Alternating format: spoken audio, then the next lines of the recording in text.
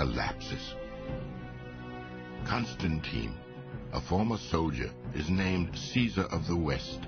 He is assigned to the furthest reach of the empire, the English city of York. It is from here that Constantine makes his fateful bid for power. With his legions, he marches south across the European continent, intent on overthrowing the emperor. 8 miles outside Rome, at the Milvian Bridge, Constantine pauses. It is the eve of what will be the greatest battle of his life, the fight for control of the empire.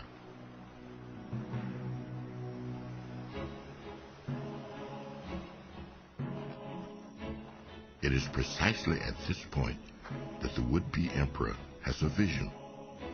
It is an apparition that will change Constantine's life and the life of all Europe for the next 1700 years.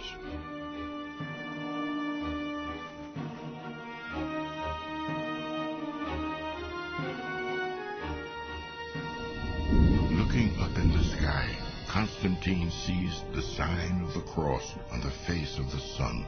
Up until this time, Constantine has been a traditional pagan, worshiping the gods of Rome. Now he is confronted with the miraculous symbol of the forbidden Christian religion. At the same time, he hears an awesome voice announce his destiny. And then he hears the voice say to him, "You are to conquer in this sign." And so he realizes that it's through Christ that he's going to win this battle. The battle is completely successful. They beat the opponent. He is established as the sole emperor of the western part of the empire. And ever after that, he's a Christian. And so it was that the tiny sect of a Jerusalem rebel conquers the Roman Empire. The conversion of Constantine is one of the most important turning points in Christian history. Constantine immediately rewards his newly embraced religion by issuing the Edict of Milan, declaring official tolerance for Christianity throughout the empire. The Roman persecutions are over forever.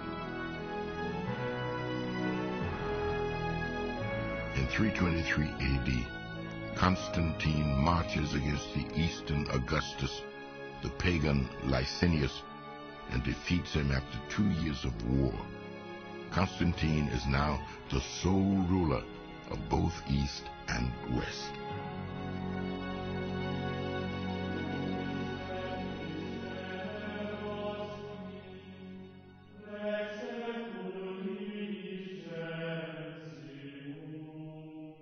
The ceremonies to celebrate the reunification of the empire are Christian.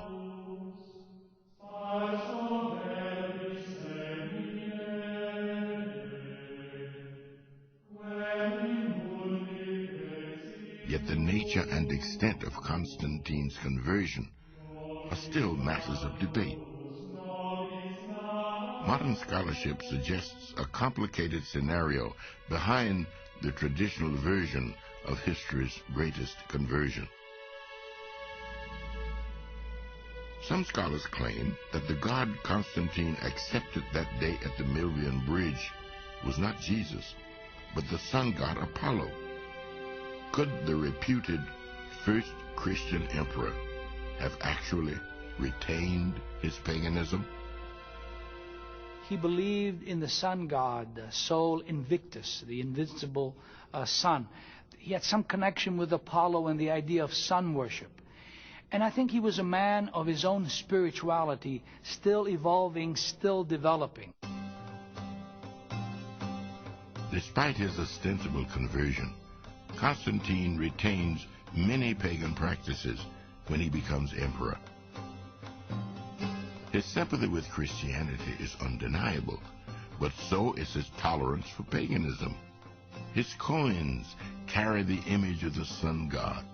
Constantine demands that Christians change their day of worship from the Hebrew Sabbath to the Roman Day of the Sun. And it is a matter of record that Constantine will not be baptized a Christian until he is on his deathbed. The question remains to this day, was Constantine truly a convert to Christianity, or was he simply a shrewd pagan politician who embraced a powerful minority? Perhaps the answer lies somewhere in between. There must have been in Constantine's mind an ideal of a unified empire. Wouldn't it be marvelous if you had one empire, one emperor, east and west, who could control the whole thing? Now, on the other hand, there is over here a religion. A huge institutionalized religion, which has withstood persecution, which is empire-wide, which has one God, as it were, one Christ, one baptism. And I think in Constantine's own imagination, those two things come together. Of course, there is one God, and there is one Christ, as there should be one emperor and one emperor. One emperor, one empire, one dominant faith. Constantine and Christianity serve each other well. In less than 25 years, Christianity has made a dramatic transition from persecution to preeminence. In this sign, Constantine had indeed conquered. But now that Christianity held an empire, new beliefs and doctrines were appearing to trouble the faithful. Nearly 300 years after the death of Jesus, the first Christian Bible is about to be completed, and it will bring with it an entirely new set of troubles to the world of Christendom. Some of the 3rd century's most devout followers of Jesus would not be recognized as Christians today. Many of the more mystical beliefs and factions within early Christianity are today called Gnostic, referring to the Greek word for secret knowledge. The earliest members were called Gnostics, who had this wild alternative theology to Christianity, which had all kinds of secret recondite formulas about a great mother goddess who was in charge of the God of the Old Testament who proceeded from her, and a secret series of ritual initiations would get you to this higher gnosis or knowledge. The Gnostic Christians derived their beliefs from such diverse sources as Greek philosophy, Egyptian and Babylonian mythology, and Zoroastrian theology imported from Persia. Their variations on Christian theology are often both imaginative and ingenious. A Gnostic congregation flourishes under Basilides, Bishop of Alexandria, in the early 2nd century. Basilides teaches that the world was created by a blind and insane angel named Abraxas, who believed himself to be God.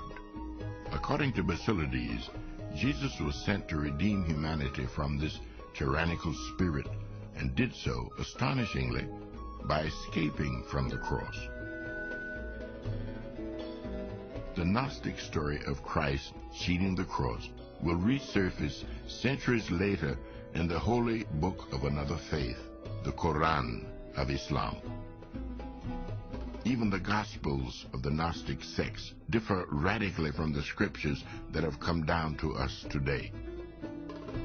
From the Gnostic Gospel of the Egyptians comes this portrayal of an androgynous god.